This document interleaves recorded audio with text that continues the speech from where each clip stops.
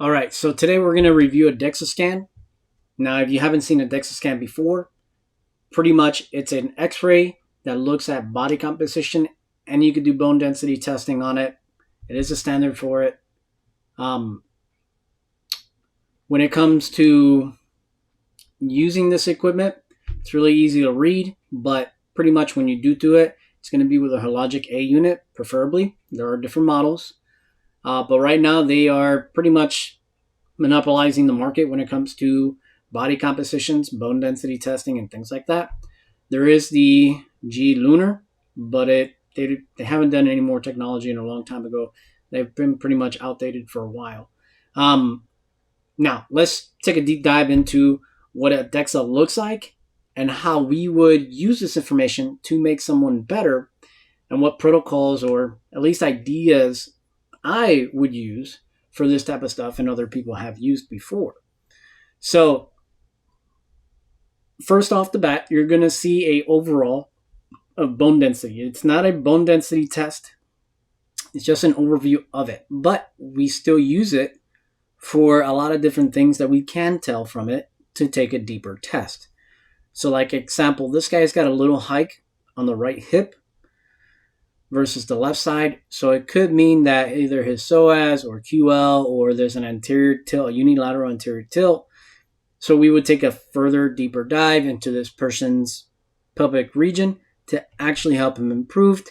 If he's got back pain, that could be associated with it. If he's got leg pain, anywhere between the pelvis all the way down to the foot, that could be associated with it. That's the key term. It could be. I'm not saying it is, but we would take a deeper dive into this person's movements in the lumbopelvic region. Now, we get further down, we see T-scores and C-scores. C-score is age matched, which he's in his late 20s. This one is for optimal bone mass. Here you're actually looking at what they should be at the optimal age group, which is 25 to 28, and the standard deviation of it. So when it comes to this number, we want to be within a -1 and a +1. Some practitioners could push it and get to -1.5. Cool. It doesn't really matter. At least it gives us like a step point of where someone should be when it comes to a standard deviation. Take note, this person is Hispanic, male, 20s.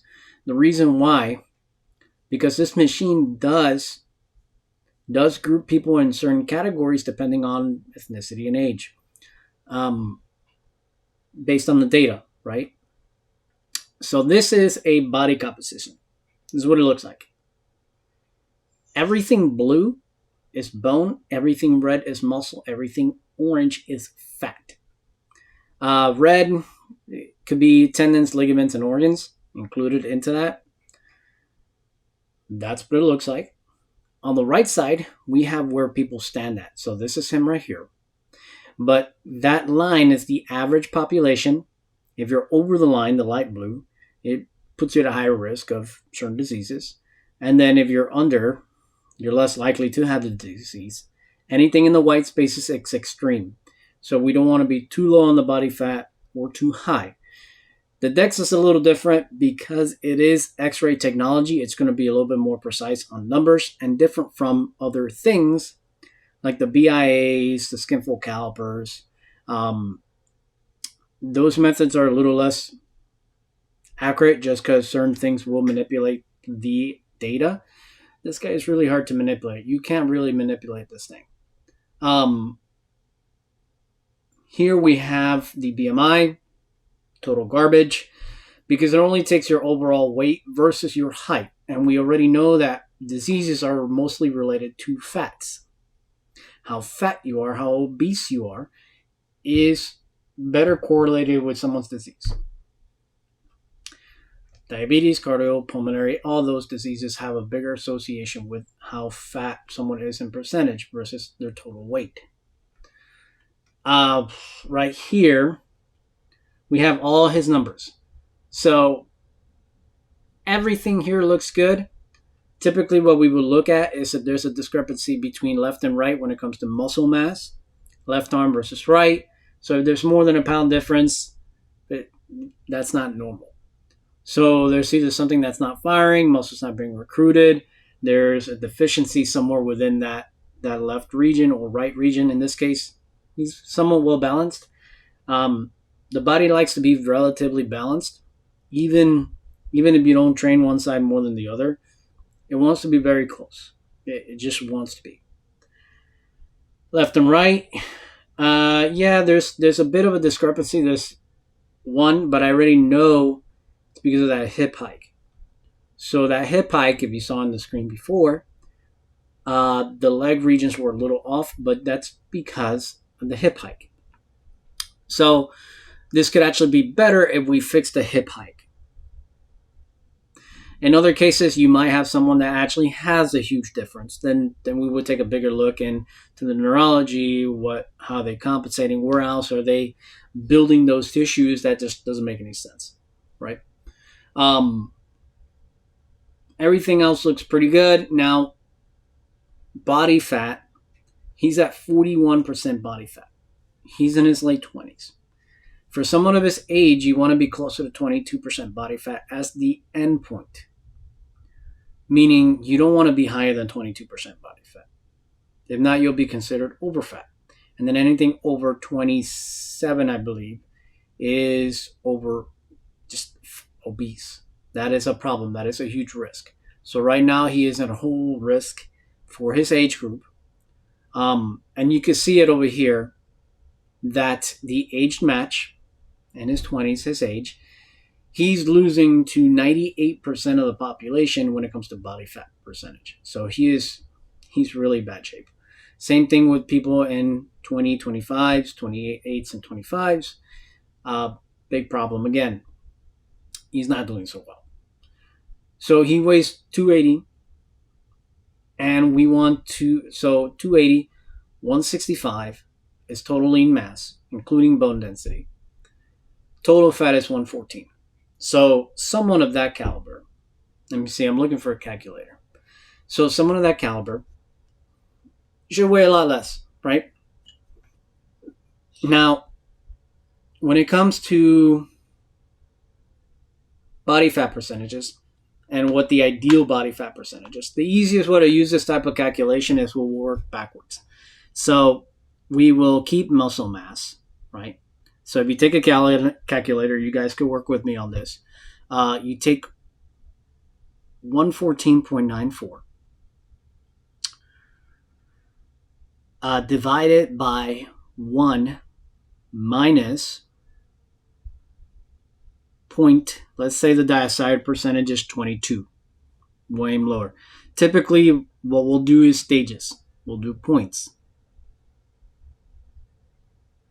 Actually, guys, scratch all that off. I just made a big mistake. So it's going to be 165.38 divided by parentheses 1 minus 0.22.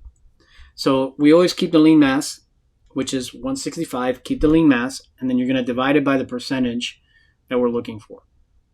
So in this case, if we did do that, and we kept all the lean tissue and all the lean mass, and we try and get him down to 22%, he's going to weigh 212, which is not bad. It's realistic.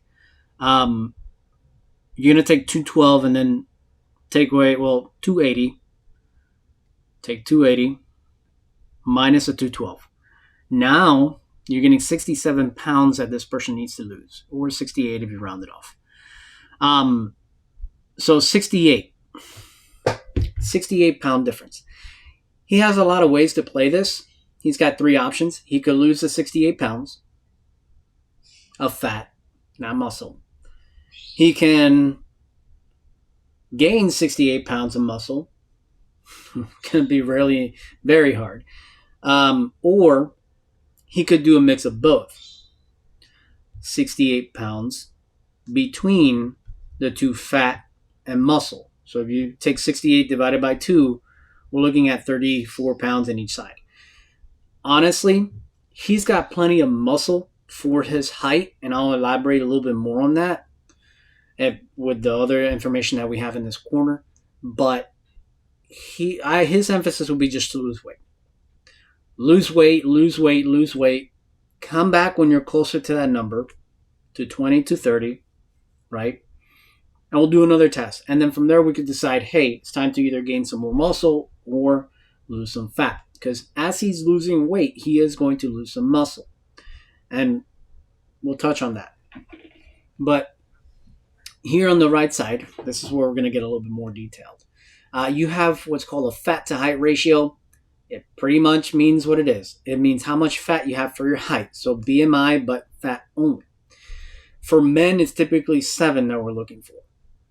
7, 8. So he's 16, well above. He's got way too much fat for his height. Android gynoid, it just means whether you look more of an apple shape or a pear shape. Men should look more like an apple. Those numbers are between 1.10 to 0.85. So he's a bit over the 1.10 limit, which means he's at a higher risk, keeping the fat up here, closer to his chest, closer to his heart, closer to his lungs. Not good. So we need to reduce that. Fat trunk, fat legs percentage, and then trunk limb fat ratio. This one is mostly used for diseases. It's usually someone that's in oncology or someone that's looking at a muscle dystrophy type disease, right? That number is going to be very important. Based on that, you could tell if the disease is either progressing or regressing or whatever the case is. That's a whole different thing. It's also used in HIV patients, autoimmune patients, neurological patients. It's a whole different thing. That's a whole different specialty. I'm not going to dive into that. But that one, usually don't worry about it unless if you have those type of risk concerns, right? Then we have visceral adipose tissue. So these guys are the total amount that's in there. Okay. Volume versus grams. I usually just keep it simple for everybody. We want both of them to be under 500. So in this case, this person has well above the needs and amount of visceral adipose tissue, the fat that's underneath the abs, around the organs. It's a risk. And it's really, really correlated to diseases. If you start to reduce this, everything gets better. Insulin sensitivity gets better. Blood pressure, everything that is related to metabolic disease will get better. This right here, the area of DVAT, is pretty much how it goes around the interior of your stomach. Think of it like that. This should be under 100. He's way over 100. So he's got a dad bod. He's got a beer belly, and we need to reduce that too. It just gets worse with time. So if they continue to gain weight, he's going to have those overlapping layers that just won't go away, or that really hard stomach that's not pleasant. And then here, and this is what I brought up earlier about his muscle mass. Same thing that we talked about earlier, BMI and fat height ratio. You have a muscle mass to height ratio. So 22. The average male, it's about 18. So he's killing it. Yeah, he's doing very well in this area. He doesn't need to work on it. So overall, the easiest and best thing to do is just lose body fat. Just lose weight. Focus on weight loss. Don't worry about the muscle mass loss for now. Still do some weight training. Try and maintain whatever you can. With this new trend of Ozempic and all this stuff, we want to see a trend of at least 1-to-3 ratio when people start to lose a lot of weight, meaning, 1 pound of muscle per 3 pounds of fat. It's going to happen because of the reduction in appetite, use of carbohydrates, everything. So that's something that we want to consider. But in this case, this person is just going to try and you got to lose weight. This right here, it's mostly grams. So if someone doesn't want to use pounds, we can convert them into grams and kilograms. And that's pretty much it. That is a Dexa scan. Now, there are other scans that when you do it repetitively, and this one does it too, you can see the before and after of things. Um, Again, this person, weight loss, this android gynoid thing, when someone is like with these numbers, it will ruin hormone balance by a lot. So typically, if they feel like garbage or this really just not really good, first we will clean up their diet and their lifestyle, do another test, 4 months, 5 months, 6 months. If they still feel ugh and lethargic or anything like that, and these numbers are still whack, meaning the android gyno ratio is still in whack, then we would prescribe doing blood work, because then there's something going on in there. But in this case, this person's healthy, he's got nothing else going on, he's just morbidly obese, and we need to work on that. And that is what we would take from this test, this body composition test. If you haven't seen the other video talking about biomechanics, I'm going to get into that. But yeah, that's pretty much it.